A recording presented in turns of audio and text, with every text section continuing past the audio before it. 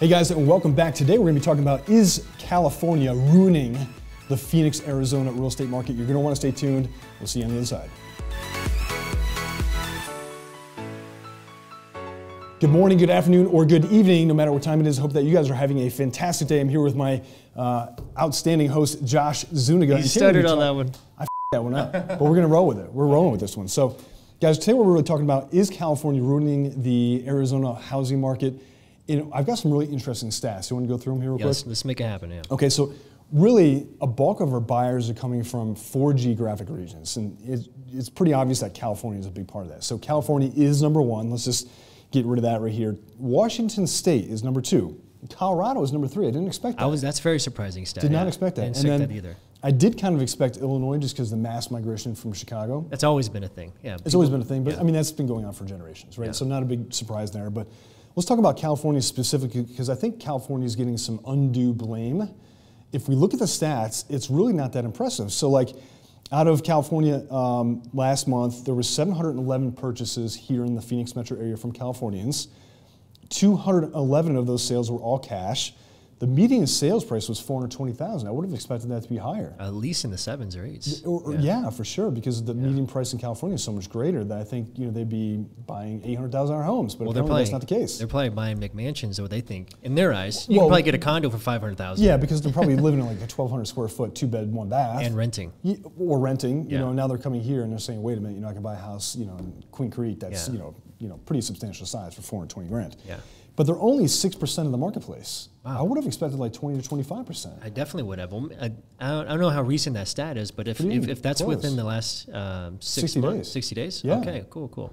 Yeah, it's very surprising. I obviously thinking, just being the state of California has been in, especially even through COVID, that stat would be a lot larger, at least double than that. At least double that. At least double. At least double that. So that's kind of shocking. But here's something interesting about Washington State.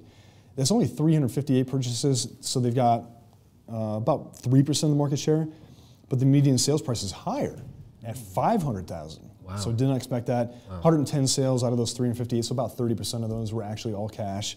Colorado, this is kind of interesting, 182 purchases, about 1.5% share of the market. Median sales price, $480,000, which is very congruent with what you see in Denver right now. Yeah. 83% of those were all cash, so that's approaching like 45%, if my math is correct on that. Yeah. That's a big amount. 45% of people coming from Colorado are paying cash, more than California. That's actually really surprising. Illinois, 159 purchases, or about 1.3% roughly of the market share. Median sales price is the highest at $485,000, and 45 sales out of the 159 were all cash. So, when we talk about the Phoenix market maybe holistically as a whole, and people are like, well, California's kind of jacking up the market. In a sense, yes, but they're only a contributor. So we do have a lot of people coming from places like, that didn't make it really on the top 4 would be Texas, Florida, New York, New Jersey, those types of places too, where, when you look at it from a mass, migration just pattern in the United States, people I think are moving from high tax states to low tax state, and Arizona happens to be one of those low tax states, and then people are freaking out about the economy and saying, hey, wait, are we going to see a macro event here? Like we talked about in one of the last episodes where, maybe the housing prices are going to be depressed. I don't think, looking at these stats, we're going to see that, because those 4 states alone make up about 10% of our market share, which is a pretty good bolster. It's a pretty good support level, right?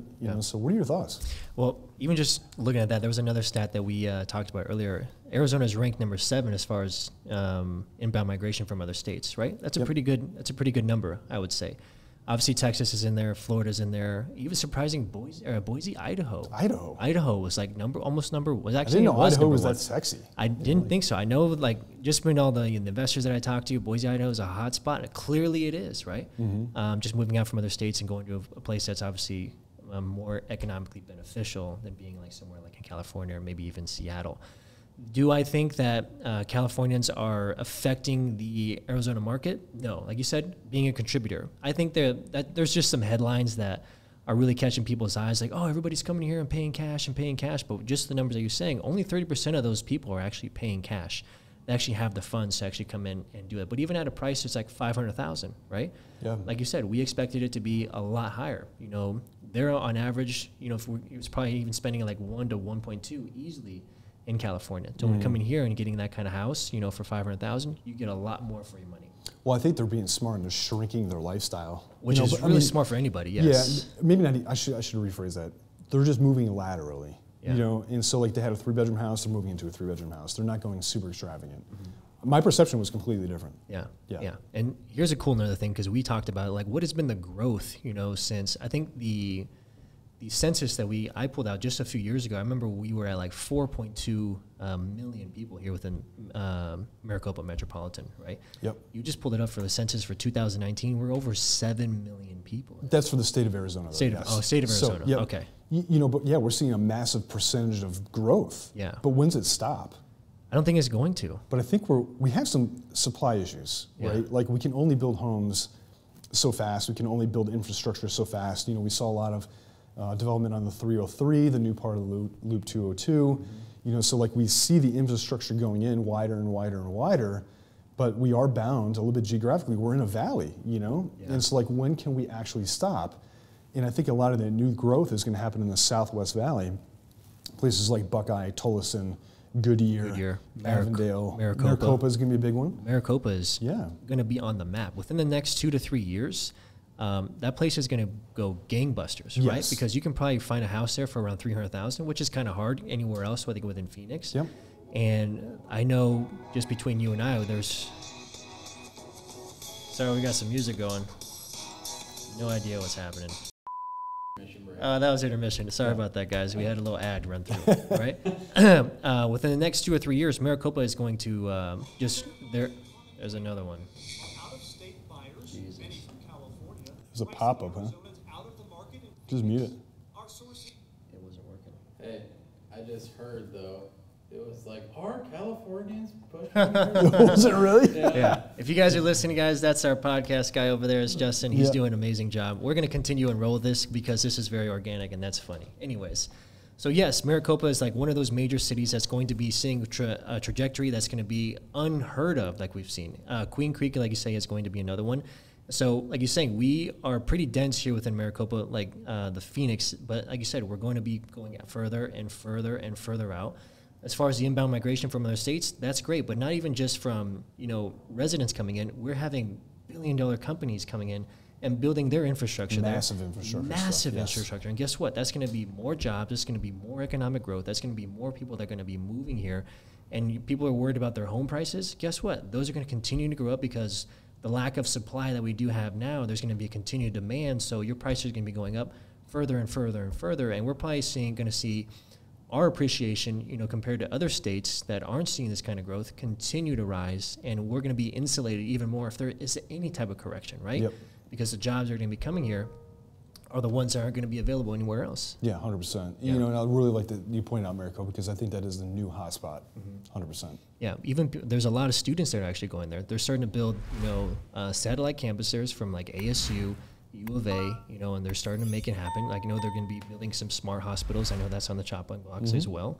And so the development from, I think they're also slated just from home builders, 8,000 new homes are going to be built there within the next, you know, probably 5 to 10 years. That's a lot of families. That's a lot of families. If you guys are looking to invest, you can start thinking about Maricopa, guys. Yeah. For sure. So to answer the question, are Californians or people from inbound migration coming from other states actually affecting the market, or are they contributing to it? That's probably the better answer. I think it's a contributing factor. I don't think it's a driving factor. Yeah. Okay. Well, guys, that should answer the question there. Californians are not affecting the market just like we think we are, and you're not being priced out by them. You know, only a small fraction of what the actual market is coming from California. In fact, I think we should be encouraging more people coming here because that's going to be more growth. That's going to be more home value for you. If you're on the buy side, yes, there's going to be some battles there, maybe if you're having to go against cash offers. But if you actually get into a home, I think that value is going to actually continue to increase. And we're going to see a very prosperous, you know, Maricopa County and Phoenix overall. Would you say? Absolutely. Fantastic. All righty, guys. Thank you so much for tuning in today. We are the Inside View Real Estate Podcast. We'll see you inside on the next episode.